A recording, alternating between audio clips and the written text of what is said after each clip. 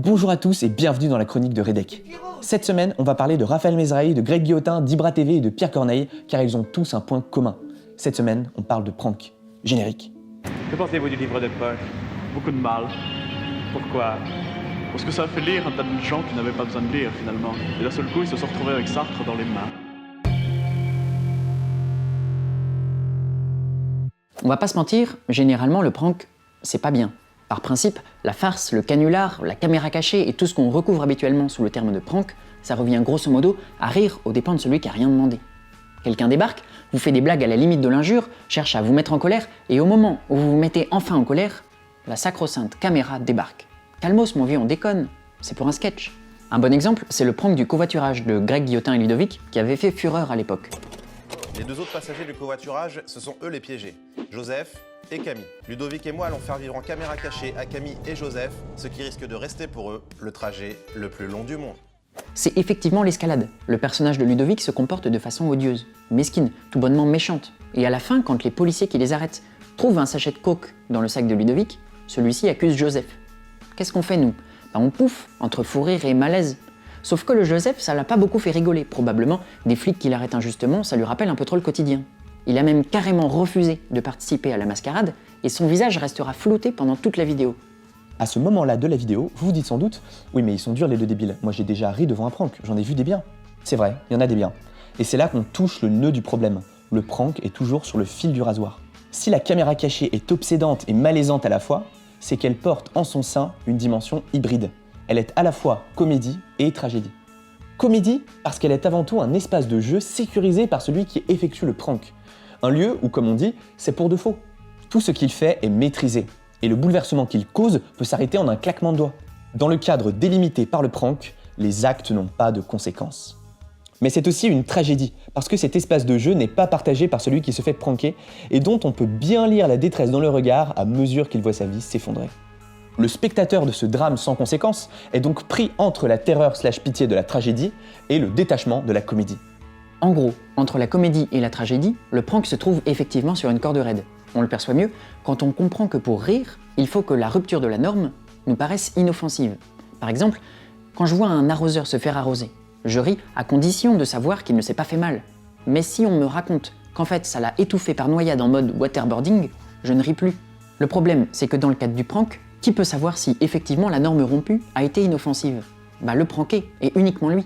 Là, Joseph, il comptait passer un covoiturage tout à fait ordinaire pour aller à Rouen, probablement pour commémorer l'assassinat de Jeanne d'Arc par ses cochons d'anglais. La rupture de la norme, il aura préféré qu'elle soit un petit peu moins agressive. Le mettre au bois qui joue, s'il vous plaît. Tout ça pour dire que les pranks, c'est comme les chasseurs, il y en a des bons et des mauvais. Dans le mauvais prank, c'est la victime qui est ridiculisée et malmenée, et le spectateur voyeur ne la considère que comme un personnage fictif. A posteriori, elle peut se dire blessée, mais le mal est fait, la caméra a tout enregistré. Au contraire, dans la bonne caméra cachée, le dindon de la farce, c'est le personnage fictif créé de toutes pièces par le pranker qui peut être malmené sans conséquence car il disparaîtra à la fin de la farce.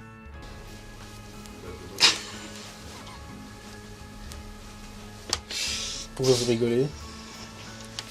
Et c'est à ce moment précis que le prank, qui était a priori la pire forme d'humour, peut donner le meilleur de la fiction. Pourquoi raconter des histoires fausses à des gens? Pourquoi les gens sont aussi avides d'histoires fausses? Curieux. Mais ça veut dire aussi que pour les gens, c'est forcément des expériences par procuration, à travers les yeux d'un héros fictif. C'est-à-dire, c'est une expérience de vie tout le temps. Et à quoi servent les expériences de vie? Selon Campbell, comme les contes de fées qu'on raconte aux enfants dans les villages du monde entier, c'est apprendre. Apprendre par l'empathie immense que le prank peut susciter, à la fois pour le personnage créé de toutes pièces par le comédien, mais aussi pour l'inconnu qui, le temps d'une prise, se dévoile.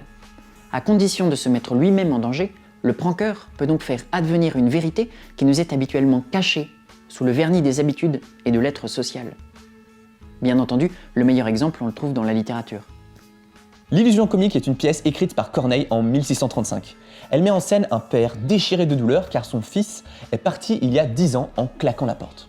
Un ami le mène chez un magicien qui pourra lui donner des réponses. Et stupeur, son fils apparaît, ou plutôt son spectre parlant. Toute l'histoire du fils se déroule alors sous les yeux du père, qui assiste à ses machinations pour ravir la belle Isabelle à ses prétendants. Mais le fils a beau redoubler d'ingéniosité, il est finalement rattrapé par les hommes de main de celui qui l'a dupé. Est-il mis à mort? pas tout de suite. Mais oui, il sera tué sauvagement après d'autres rebondissements et changements de décor. Sauf que, it's just a prank, bro! Le fils n'est pas mort. Le rideau se lève, la vérité est révélée, le fils est devenu comédien. Tout ça n'était pas une vision magique, mais une pièce de théâtre. Le père accepte la vocation de son fils et lui pardonne son absence. Tout est bien qui finit bien. C'est par le canular que le père et le fils se sont rapprochés. La fiction introduite au sein de la réalité a renoué des liens rompus. Ce caractère hybride du prank permet donc de faire ressentir à plein toutes les potentialités et les richesses de la fiction. Ce détour par le faux, le factice, le préécrit, mène au vrai. Et en confrontant l'individu à l'inattendu, il révèle ce qu'il y a de plus profond en lui. La seule victime alors sera le personnage inventé. C'était pour la télé. Merci d'avoir regardé cette vidéo jusqu'au bout, vous êtes de plus en plus nombreux à nous suivre et nous soutenir.